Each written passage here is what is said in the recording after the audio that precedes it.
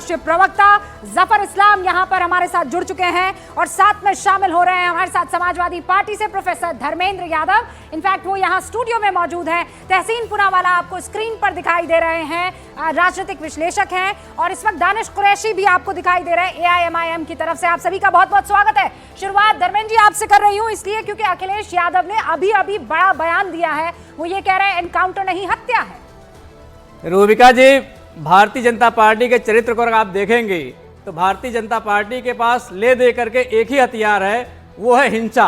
हिंसा का सहारा लेकर के भारतीय जनता पार्टी हर चुनाव में जाना चाहती है और चुनाव जीतना चाहती है। उत्तर प्रदेश में उपचुनाव हैं और उनको पता है भारतीय जनता पार्टी वालों को कि उपचुनाव भारतीय जनता पार्टी बुरी तरह से हारने को तैयार है। इसी वजह से भारतीय जनता पार्टी ने बहराइच में प्रायोजित तरीके से दंगा करवाया और दंगा करवाने के बाद रामगोपाल मिश्रा की जो मौत हुई है, उस मौत को अगर सही से जांच की जाएगी। आप मुझे बताइए कि 22 साल का मासूम जिसकी 4 महीने पहले शादी हुई। बेहतर तरीके से कीजिए धर्मेंद्र यादव जी। और प्रोफेसर, मौत हुई नहीं, हत्या की गई है। मैं कह रहा हूं कि जो गोपाल मिश्रा है, गोपाल मिश्रा 22 वर्ष का लड़का, 4 महीने पहले शादी हुई थी, उसने इतना बड़ा कदम क्यों उठाया? किसके उकसाने पर किसी के घर पे चढ़ के उसने झंडा लगाना शुरू कर दिया? अरे किसी का घर पे चढ़ के अगर झंडा उखाड़ लेंगे तो आप उसकी हत्या कर लेंगे? उसकी हत्या गलत है, मैं कह रहा हूँ उसकी हत्या गलत है। युवाओं के मन में, युवाओं के मन में, सुनिए मेरी बात सुनिए, युवाओं के मन में इस तरह का जहर कौन बोल रहा है, उसके तह में जाना पड़ेगा। मैं जहर पर डिस्कशन करने को तैयार हूँ, लेकिन आप मुझे ये बताइए कि बड़ा कृत्य कौन सा है, खतरनाक कृत्य कौन सा है? बिल्कुल, किसी की हत्या करना बड़ा कृत्य है, बड़ा कृत्य है। उसके लिए जो भी जुडिशियल सजा हो उसे मिलनी चाहिए। मैं ये कह रही हूँ, तौलिए इस बात को, तौलिए। तौल रहा हूँ मैं, आपके शो में तौल रहा हूँ। मैं कह रही हूँ मैं कह रही हूँ मैं आपके घर पर चढ़कर आपके घर पर लगा एक झंडा उखाड़ती हूँ। ये जघन्य अपराध है कि आप आकर मेरे सीने में गोली दाग देते हैं। ये जघन्य अपराध है। गोली मारना जघन्य अपराध है, इसमें कोई डिबेट ही नहीं है। सुन लीजिए मेरी बात। तो आप मेरे घर पर चढ़ने के लिए क्यों उत्प्रेरित होती हैं? उसके पीछे ऐसा क्या काम होता है?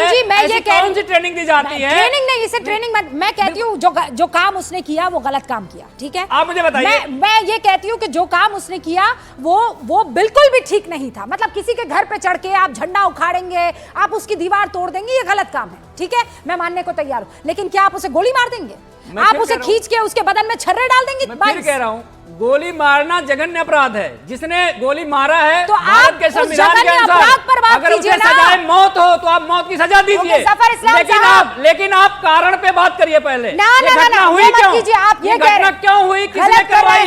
उसकी जांच क्यों नहीं हो रही है? गलत कर रहे हैं आप ये कह रहे हैं घटना क्यों हुई है, उसकी जांच क्यों नहीं? मुझे बताइए। आप ये काम गलत आप मुझे बताइए। रूट डिसाइड करती है पुलिस, पुलिस वहाँ पे मौजूद थी। पुलिस की मौजूदगी में सारा काम क्यों हुआ? आप इस चीज से क्यों भाग रहे हैं कि उसकी हत्या हुई है? अरे आप भागना क्या है? क्यों भाग रहे हैं कि उसकी हत्या हुई है? पूरी दुनिया जाने उसकी हत्या हुई है और हत्या गलत हुई है। जिसने हत्या की है उसको सबसे बड़ी सजा मिलनी चाहिए। ये मैं भी कह रहा हूँ, आप भी कह रही हैं, पूरा देश कह रहा है। लेकिन मैं कह रहा हूं कि युवाओं के मन में इतना बड़ा जहर कहां से आ रहा है, ये भारतीय जनता पार्टी को बताना पड़ेगा। इस देश के फैब्रिक को तोड़ने का काम भारतीय जनता पार्टी कर रही है। सरफराज को बताना पड़ेगा कि जहर कहां से आ रहा है। भारतीय जनता पार्टी ये बात तालिब को बतानी पड़ेगी कि जहर कहां से आ रहा है। अब्दुल हमीद को बतानी पड़ेगी कि जहर कहां से आ रहा है। जुडिशियल ट्रायल करिए ना। तुम्हारे घर के नीचे से अगर जुलूस निकलेगा तो तुम पत्थरबाजी करोगे। जुडिशियल ट्रायल में तो पता चलेगा। जुडिशियल ट्रायल करोगे तभी तो पता चलेगा उसके मन में क्या है, उसने क्या सोचा। ये नफरत की